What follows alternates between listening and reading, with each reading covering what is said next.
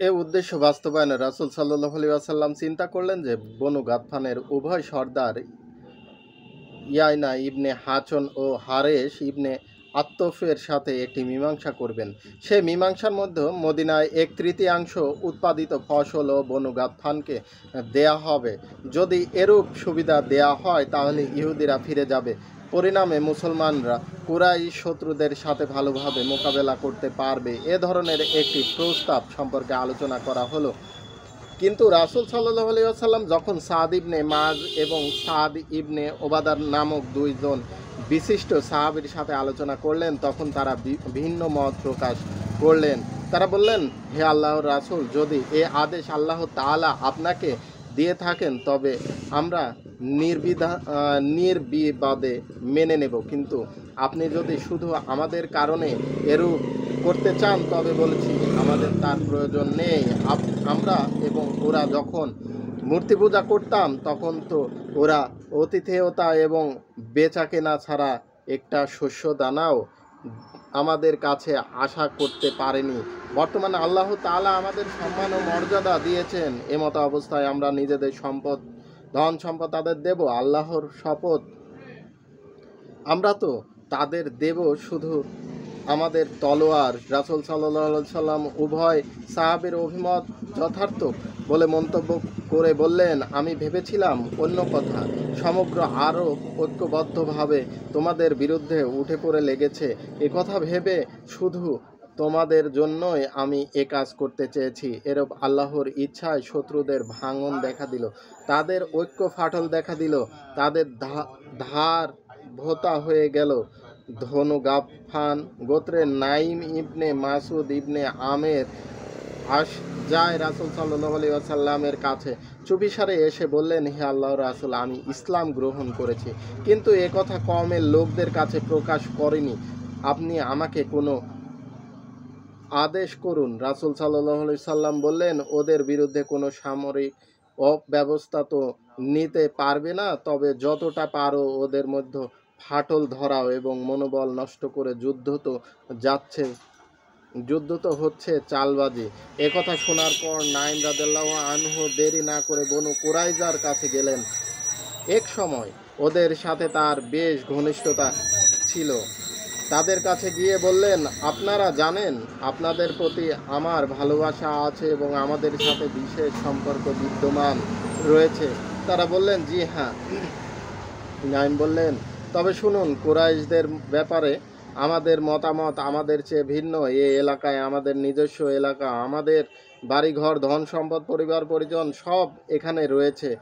আপনারা এসব ছেড়ে যেতে পারবেন না। কুরাইশ গাতফান গোত্রের লোকেরা যুদ্ধ করতে এসেছেন মুসলমানদের বিরুদ্ধে। আপনারা তাদের প্রতি সমর্থন ও সংহতি প্রকাশ করবেন। এটা আপনার কি করলেন? কুরাইশ এবং গাতফান গোত্রের কি আছে এখানে? বাড়ি ঘর, ধন সম্পদ এবং পরিবার পরিজন কিছুই নেই। যদি তারা সুযোগ পায় তবে কোনো পদক্ষেপ গ্রহণ করবে, অন্যথায় বিছানা বেঁধে বিদায় নেবে। এরপর থাকবেন আপনারা আর মুহাম্মদ সাল্লাল্লাহু আলাইহি ওয়াসাল্লাম। সেই সময় মুহাম্মদ সাল্লাল্লাহু আলাইহি ওয়াসাল্লামের যেভাবে ইচ্ছা সেভাবেই আপনাদের কাছ থেকে প্রতিশোধ গ্রহণ করবেন। এই কথা শুনে বনু কুরাইজা চমকে উঠল। তারা বললেন, নাইম, বলুন তো এখন কি করা যায়? নাইম বললেন, কুরাইশদের বলুন তারা যেন কিছু লোককে জামিন হিসাবে আপনাদের কাছে দেয়। যদি না দেয় তবে কিছুতেই তাদের কাছে যুদ্ধ অংশগ্রহণ করবেন না। কুরাইজা গোত্রের লোকেরা বলল, আপনি যথার্থ ও যুক্তিপূর্ণ কথা বলেছেন। এরপর নাইম রাদিয়াল্লাহু আনহু সোজা কুরাইশ নেতাদের কাছে গেলেন।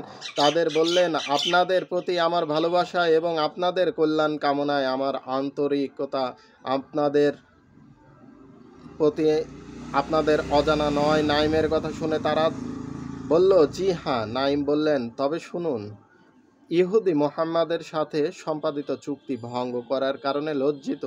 বর্তমানে তাদের মধ্যে এ মর্মে লিখিত চুক্তি রয়েছে যে ইহুদি আপনাদের কাছ থেকে কিছু লোককে জামিন হিসাবে গ্রহণ করে মুহাম্মাদের হাতে তুলে দেবে।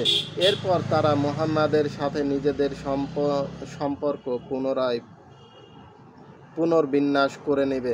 কাজে ইহুদিরা যদি আপনাদের কাছে জামিন স্বরূপ কয়েকজন লোক চায় তবে কিছুতেই দেবেন না। নাঈম রাদিয়াল্লাহু আনহু এরপর বলেন, বনু গাতফান গোত্রের লোকদের কাছে গিয়েও একই রকম কথা বলে কুরাইশদের প্রতি তাদের সন্দিহান গড়ে তুললেন। দিনের মাঝামাঝি কুরাইশদের ইহুদের খবর পাঠালেন যে আমাদের অবস্থান তেমন ভালো নয়, ঘোড়া ও উট মারা যাচ্ছে। কাজেই আসুন একসাথে মুহাম্মাদের উপর হামলা করি। আপনারা যদি ওদিক থেকে হামলা করুন, আমরা এদিক থেকে করছি। ইহুদির জবাব পাঠালো যে আজ শনিবার। আপনারা জানেন অতীতে যারা এ দিন সম্পর্কে শরীয়তের নির্দেশ লঙ্ঘন করেছে তারা কি ধরনের শাস্তি পেয়েছিল। আপনারা যতক্ষণ পর্যন্ত আপনাদের কিছু লোক জমিন স্বরূপ আমাদের কাছে না দেবেন ততক্ষণ আমরা যুদ্ধে অংশগ্রহণ করব না। দূত ইহুদিদের জবাব শুনে এসে বলার পর কুরাইশ এবং গাতফান বলল, আল্লাহর শপথ, নাঈম সত্যই কথা বলেছেন। এরপর তারা ইহুদিদের খবর পাঠালো যে খোদার কসম, আমরা জমিন স্বরূপ কোনো লোক পাঠাতে পারবো না। আপনারা এখনই আমাদের অবস্থান থেকে হামলা করুন, আমরা এদিকে থেকে হামলা করছি। একথা শুনে কুরাইজা গোত্রের লোকেরা বলল, নাঈম তো সত্যই কথা বলেছে। এভাবে উভয় দলের মধ্যে অবিশ্বাস দেখা দিল। দলের সৈন্যদের মধ্যে হতাশা দেখা দিল, জোটভুক্ত সৈন্যদের মধ্যে ফাটল দেখা দিল। সেই সময় রাসূল সাল্লাল্লাহু আলাইহি ওয়াসাল্লাম মুসলমানরা আল্লাহ রাব্বুল আলামিনের কাছে দোয়ার জন্য হাত তুললেন। মুসলমানরা এ দোয়া করছিলেন,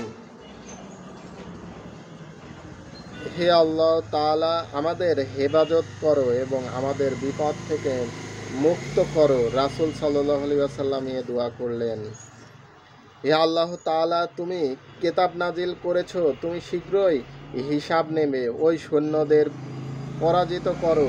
হে আল্লাহ তাআলা, ওদের পরাজিত করো এবং ওদের প্রকম্পিত করো। হে আল্লাহ রাব্বুল আলামিন তার প্রিয় রাসূল সাল্লাল্লাহু আলাইহি ওয়াসাল্লাম এবং নিবেদিত প্রাণ মুসলমানদের দোয়া কবুল করলেন। পৌত্তলিকদের জোটে ভাঙন ধরা এবং তাদের মধ্যে হতাশা এবং পারস্পরিক অবিশ্বাস সৃষ্টির মধ্যে পর আল্লাহ তাদের ওপর ঝড় বাতাস পাঠিয়ে দিলেন। সেই বাতাস তাদের তাঁবু উল্টে দিল,